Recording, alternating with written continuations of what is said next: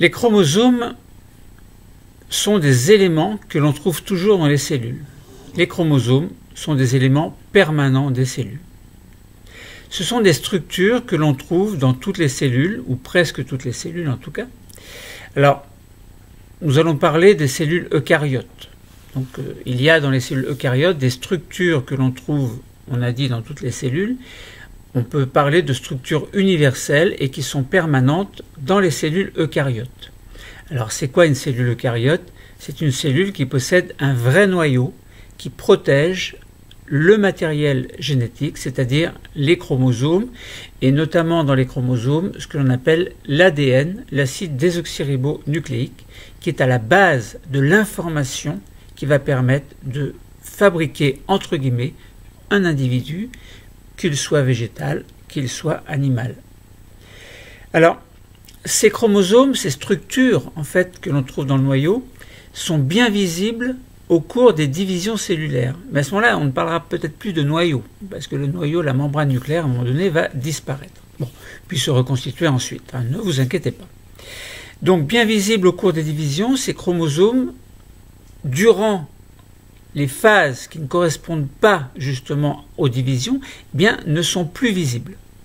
Autrement dit, vous observez une cellule, vous voyez le noyau, alors avec des méthodes appropriées, vous regardez dans le noyau, vous voyez des espèces d'amas, bon, ce que l'on appelle la chromatine, et durant la division, vous ne voyez plus cette chromatine, mais elle s'est transformée en chromosomes, notamment en ce que l'on appelle les chromatides. Bon, bref, tout ça c'est un petit peu confus, vous allez mieux comprendre après. Alors on peut se poser la question, quels sont les différents aspects pris par les chromosomes au cours de ce que l'on appelle le cycle cellulaire? Alors vous allez me dire, c'est quoi un cycle cellulaire? Eh bien c'est le cycle de vie de la cellule. Alors dans la cellule il y a la membrane qui protège un cytoplasme. Dans le cytoplasme, il y a des organites, il y a tout un métabolisme, c'est-à-dire des réactions chimiques, un ensemble de réactions chimiques qui va permettre à la cellule de rester en vie. Parmi ces molécules du métabolisme, il y a des protéines. Certaines de ces protéines sont fabriquées par le matériel génétique, d'une manière, donc selon un mécanisme dont on ne parlera pas aujourd'hui, mais un petit peu plus tard. Aujourd'hui, essayons de voir comment est-ce qu'on peut voir les chromosomes dans une cellule lorsque la cellule est en ce que l'on appelle mitose ou lorsque la cellule n'est pas en mitose. Donc on va définir un petit peu ce que c'est que le cycle cellulaire. Vous verrez qu'il y a différentes phases. Alors l'ADN peut être condensé ou décondensé. Alors ça veut dire quoi, condensé et décondensé? Si vous prenez une corde, par exemple, vous faites un nœud, alors pas forcément au milieu, on va dire que ce nœud représente une structure que l'on appelle le centromère. Vous pouvez faire varier la position du centromère, alors pas au niveau d'un seul chromosome, mais selon les chromosomes, la position du centromère peut être différente. Donc cette corde, on dit, vous faites un nœud, puis vous faites une corde qui est plus ou moins longue de chaque côté de ce nœud, puis vous torsadez cette corde de chaque côté, eh bien vous allez voir que cette corde va prendre un autre aspect que celui qui est visible lorsqu'il n'y a pas de condensation. Bon. Autrement dit, l'ADN, qui est une molécule, acide désoxyribonucléique, peut être condensé ou décondensé, un petit peu à la manière de ce nœud qui va maintenir deux structures de chaque côté qui vont se condenser, donc se rétrécir et s'épaissir, ou pas. Bon. Alors on a une coloration que l'on appelle une coloration de Feulgen qui va présenter l'intérêt d'être strictement spécifique de l'ADN. Ça veut dire qu'on va avoir une coloration rose spécifique des molécules d'ADN. Donc si vous regardez au microscope, vous voyez plein de roses. Après la coloration de Feulgen, eh bien, il y a de grandes chances que ce soit de l'ADN. Si vous ne voyez pas de rose, c'est peut-être qu'il n'y a pas d'ADN, ou peut-être que la coloration a été mal faite. Donc, seul l'ADN va apparaître en rose. À ce moment-là, on peut déterminer l'endroit exact dans votre observation où se situe l'ADN. Donc, et quel aspect va prendre cette molécule d'ADN pour chaque chromosome. Autrement dit, si l'ADN est à l'état condensé, on va pouvoir le voir, puisqu'on verra du rose relativement concentré à un endroit. Et si on voit des espèces de filaments, etc., eh bien, ça veut dire qu'on verra des filaments d'ADN. Bon. Donc, dans un tissu, on peut observer des cellules qui se divisent, tandis que d'autres vont rester à l'état de ce que l'on va... Enfin, on va dire qu'elles ne se divisent pas, elles sont en interphase. Alors attention, parce que pendant l'interphase, il y a plusieurs parties dont on verra après. Bon, bref, ce que je voulais vous dire, c'est que au cours d'une division, on voit bien des structures roses que l'on va appeler l'ADN, donc ce seront des chromosomes en fait, et entre deux divisions cellulaires, on ne voit pas trop, on voit juste un espèce d'amas rose. C'est de l'ADN évidemment, mais il n'est pas structuré en filaments. Donc au cours des divisions, l'ADN est condensé. Ça veut dire qu'il est rétréci, épaissi. Pourquoi? Parce qu'il y a eu enroulement, puis encore enroulement, etc. sur un mécanisme compliqué. Donc les chromosomes sont alors des éléments qui sont individualisés et qui sont intensément colorables et colorés. Voilà, donc en interphase, au contraire, c'est-à-dire entre deux phases, entre guillemets, l'ADN est décondensé, ça veut dire que l'ADN n'est pas sous forme de filaments que l'on appellera des chromosomes condensés en fait. Donc condensé, décondensé, vous voyez, bon, on peut voir très bien au microscope, si la technique est bien appropriée, des cellules qui sont en cours de division, des chromosomes en fait sont visibles et prennent un aspect spécial, alors que pendant l'interphase, l'ADN est décondensé et au contraire on ne voit pas les chromosomes, mais on voit bien qu'il y a une masse rose. Bon, voilà. Bon. Alors, chromosomes de ce fait-là peuvent être simples ou doubles. Alors, simple ou double, ça veut dire quoi? Ça veut dire que si vous regardez un chromosome, par exemple des chromosomes humains, on va dire, observé au microscope électronique à balayage, c'est-à-dire qu'il va grossir beaucoup de fois, un certain nombre de fois, mais on va vraiment voir les structures, eh bien on voit un aspect qui ressemble à une espèce de X. Alors, ça veut dire quoi cet aspect en X? Alors, on regarde, on voit un chromosome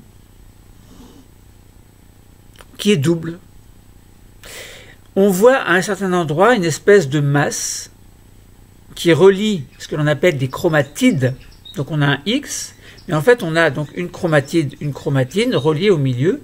Alors, pas forcément au milieu, mais nous on va dire au milieu ici, par exemple, donc reliée par un centromère.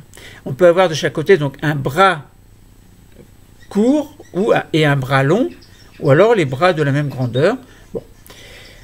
Alors, donc, en fait, ce qui est relié par le centromère, donc ce sont deux chromatides, ne pas confondre avec la chromatine, qui est l'ensemble des molécules d'ADN à l'état décondensé, que l'on voit sous forme d'une espèce de masse rose. Là, on voit, si on fait un schéma d'interprétation, en fait, de ce chromosome à deux chromatides, séparés par un centromère, en fait, avec d'un côté un bras court, de l'autre côté un bras long, eh bien on voit deux molécules d'ADN qui vont être strictement identiques. Alors pourquoi strictement identiques? Parce que nous verrons tout à l'heure, enfin dans un autre cours en fait, là on va juste en parler un petit peu, qu'il y a un mécanisme que l'on appelle la réplication de l'ADN, on verra qu'elle sera semi-conservative, et cette réplication en fait va doubler la molécule d'ADN. Donc souvent les chromosomes vont apparaître doubles lorsqu'ils sont à l'état de division cellulaire, à un certain stade en tout cas de la division cellulaire que l'on va appeler la mitose. Alors il existe une autre division que l'on appelle la méiose, qui permet de former les gamètes. Là pour l'instant parlons de mitose. Alors attention, l'objectif aujourd'hui n'est pas de détailler la mitose, ça fera l'objet d'un autre cours, mais juste de donner quelques éléments qui vont permettre de mieux comprendre ce que vous allez faire par la suite. Donc souvent, les chromosomes apparaissent doubles, c'est-à-dire constitués de ce que l'on appelle des chromatides en double exemplaire. Ils sont dupliqués, enfin l'ADN est dupliqué. Ça veut dire que chaque chromatide qui est constituée entre autres par de l'ADN, eh bien, voit sa quantité d'ADN dupliquée de manière à l'identique en fait sur l'autre chromatide. Alors, ça correspond à un mécanisme précis, évidemment compliqué, oui et non. Bon, nous en parlerons plus tard. Alors, donc ces chromatines, qui sont deux molécules d'ADN, entre autres, il n'y a pas que ça, mais là on va parler que de l'ADN, eh bien, sont réunies au niveau de ce centromère dont nous avons parlé tout à l'heure. Donc les chromosomes sont particulièrement bien observables pendant cette phase et il s'agira là du début de ce que l'on appelle la mitose, qui est la division cellulaire qui correspond à une reproduction conforme, comme nous l'avons souligné dans un cours précédent. Et comme nous le soulignerons et expliquerons encore dans d'autres cours. Donc voilà, donc si nous observons au microscope électronique à balayage, et pour résumer en fait, nous voyons des structures qui ressemblent un petit peu à un X, et bien là on a compris qu'il y a un centromère qui relie deux chromatides condensées. Des chromatides condensées sont des molécules d'ADN condensées.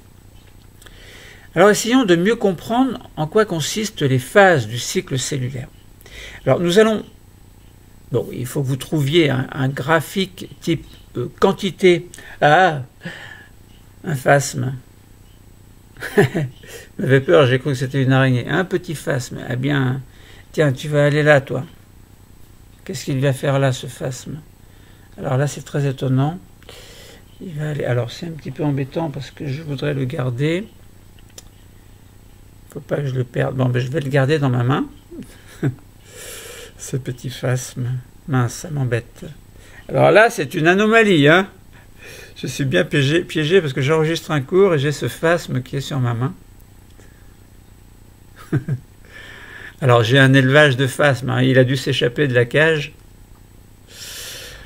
Qu'est-ce que je vais faire? Qu'est-ce que je vais en faire? Alors je suis obligé de poser, évidemment. C'est marrant ça. Qu'est-ce que je vais faire? Petit phasme. Tu m'as piégé là. Bon, désolé, mais il faut que je pose mon ordinateur pour que j'aille le mettre dans sa cage. Viens là. C'est bizarre, on dirait une araignée. Hein. Bon, allez. Désolé.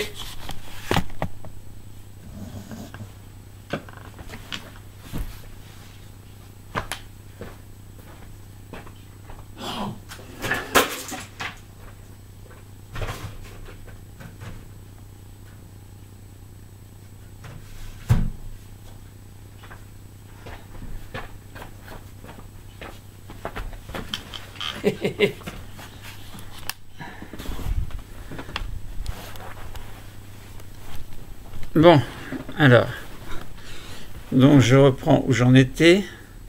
Alors, quelques petites vérifications. Bon, alors, allez, je reprends. Alors, donc vous avez vu en direct, j'ai senti quelque chose en fait qui bougeait là. Donc j'avais les mains comme ça. Et vous avez vu, j'ai regardé. Ah, j'ai cru que c'était une araignée. J'ai eu un moment de frayeur. Le cerveau reptilien a pris le dessus, c'est-à-dire un petit peu un réflexe. Alors, quand on a un cerveau reptilien, enfin, on a tous un cerveau reptilien en fait, hein, mais ça veut dire que en fait, lorsque l'on est surpris par quelque chose, en fait, il y a deux possibilités. Alors déjà, on est statufié. Ça permet au cerveau reptilien, c'est-à-dire très primitif en fait, hein, de faire deux choses, soit se sauver, soit attaquer. Donc là, lorsque j'ai vu ce phasme, j'ai cru que c'était une araignée. Donc pour moi, dans mon esprit, c'était « je vois une araignée ». Alors, je ne me sauve pas quand je vois une araignée. Mon esprit, mon cerveau reptilien me dit « paf, tu l'as ».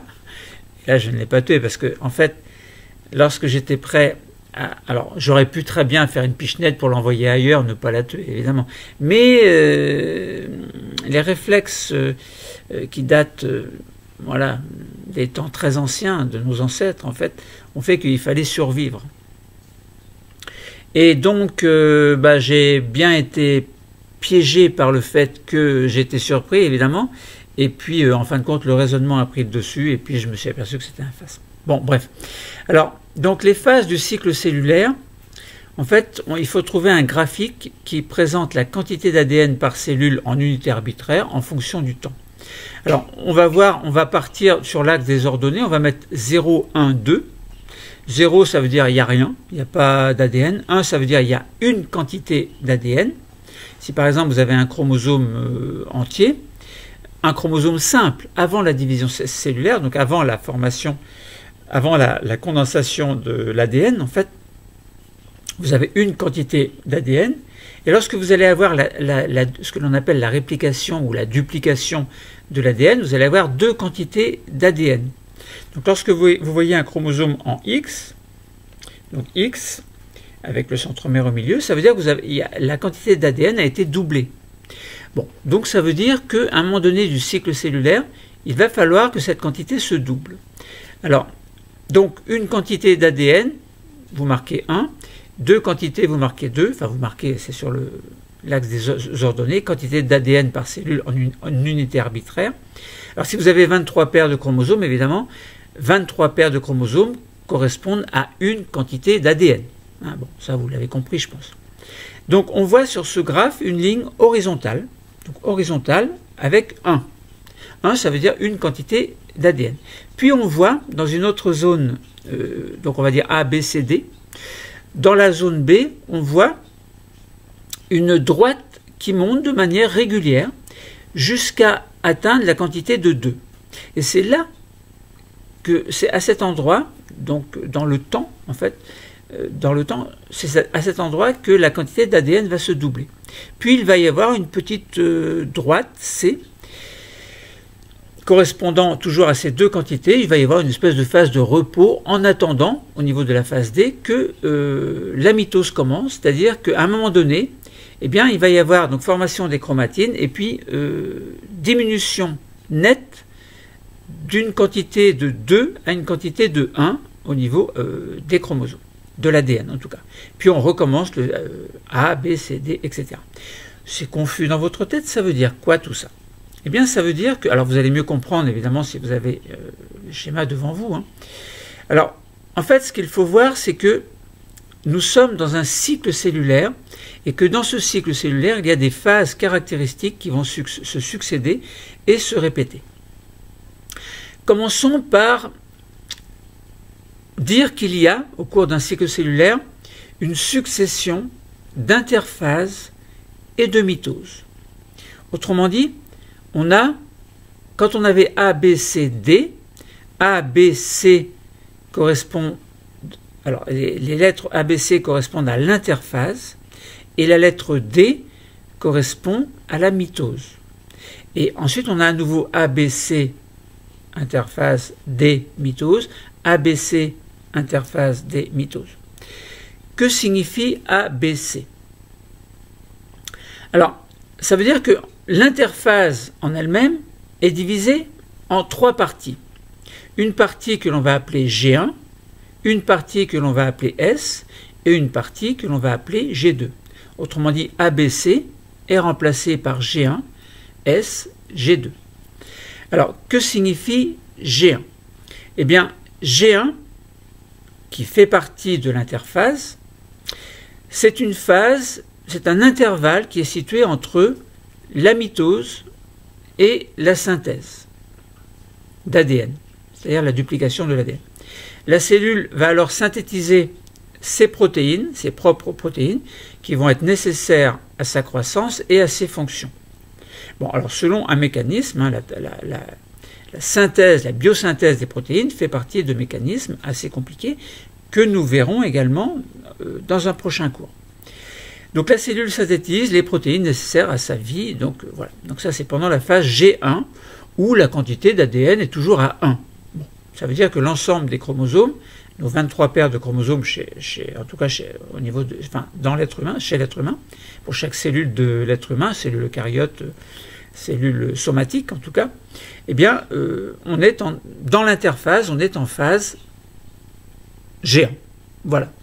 C'est-à-dire qu'il se passe beaucoup de choses, le métabolisme est très important, la cellule vit sa vie, etc. Puis à un moment donné, pour X raisons, la cellule va rentrer, donc pendant cette interphase toujours, mais dans une sous-phase, entre guillemets, que l'on va appeler S, qui correspond à la synthèse, S pour synthèse, biosynthèse, parce que c'est synthèse par le vivant, en fait par la cellule vivante, donc biosynthèse de l'ADN, autrement dit duplication de l'ADN. Et puis à la fin de cette biosynthèse, la quantité d'ADN pour l'ensemble des chromosomes sera doublée. Et puis il va se passer un temps où il ne se passera rien de spécial. La quantité sera toujours à 2N chromosomes, on aura toujours une quantité de 2. Eh bien, on sera dans la phase G2. Voilà. Et puis à un moment donné, pour X raisons, la cellule qui avait dupliqué ses chromosomes va rentrer en mitose. Et là, on a bien la fin de l'interphase et le début de la mitose. Alors on verra, il y a plusieurs phases, hein, bon, prophase, métaphase, anaphase, télophase, nous verrons ça plus tard. Bon, voilà, donc S pour synthèse, c'est une phase au cours de laquelle a lieu la réplication de l'ADN. Réplication, on verra que c'est semi-conservatif. Et puis on aura la phase G2, qui est un intervalle entre la phase de synthèse et la phase de mitose, enfin les phases de mitose. C'est une période pendant laquelle la cellule se prépare à la mitose. Bon, voilà, vous voyez que au cours d'un cycle cellulaire, hein, c'est une alternance mitose-interphase, alors on va dire interphase-mitose, et au cours de l'interphase, il y a la phase G1, la phase S et la phase G2. Autrement dit, si on revient sur la quantité d'ADN, donc au niveau du graphe, hein, en fonction du temps, on avait la succession A, B, C, D, bien là, on va dire simplement, on n'aura pas A, B, C, D, mais on aura G1, S, G2, M. M pour mitose, avec dans la mitose, en fait, prophase, métaphase, anaphase, télophase. Bon, et bien voilà. Alors, petite parenthèse, on peut jeter un œil sur le nombre de cellules en fonction de la quantité d'ADN, mais bon, ce que l'on peut faire par cytométrie en flux, c'est une technique qui permet de compter précisément le nombre de cellules présentes dans un échantillon, tout en mesurant différents paramètres pour chaque cellule. Ici, c'est la quantité d'ADN, par exemple, de chaque cellule qui est mesurée. Alors on s'aperçoit que si on regarde le nombre de cellules en fonction de la quantité d'ADN par cellule en unité arbitraire, eh bien quand il y a peu d'ADN, on s'aperçoit que le nombre de cellules est important, et quand la quantité d'ADN augmente, on s'aperçoit que le nombre de cellules diminue. Bon. Quel est l'intérêt de cette mesure? Je vous laisse le choix, enfin l'opportunité d'y réfléchir. Voilà, donc nous avons compris les différents aspects pris par les chromosomes. Hein. On a fait des observations microscopiques. On a pu différencier les cellules qui étaient en mitose de celles qui ne l'étaient pas. Et puis on a pu rapprocher les différents aspects pris par les chromosomes et les étapes du cycle cellulaire. Donc voilà. Hein, donc ADN condensé, décondensé, nous en avons parlé. Alors l'ADN est décondensé selon l'étape du cycle cellulaire, interphase ou mitose, et puis G1, S ou G2. Nous avons parlé de chromosomes simples, de chromosomes doubles. Hein, donc nous avons vu que les chromosomes sont des éléments permanents d'une cellule. Alors en tout cas dans les cellules eucaryotes, il y a un noyau, et puis cette cellule, elle va vivre sa vie. Il y a un cycle cellulaire. Au cours de ce cycle cellulaire, il y aura une phase G1, une phase S, une phase G2 qui correspondent, donc ces trois phases ou sous-phases correspondent à l'interphase. Puis la cellule va rentrer en mitose. Alors c'est de cette façon que la cellule œuf a pu donner sur le long terme, à la suite d'une succession de divisions cellulaires par mitose qui sont des reproductions conformes du matériel génétique, eh bien c'est de cette façon que la cellule œuf a pu donner un être vivant, un organisme vivant. Donc animaux, végétaux, etc. Bon. Voilà, donc quels sont les différents aspects pris par les chromosomes au cours d'un cycle cellulaire? Le problème est résolu, le cours est terminé, merci.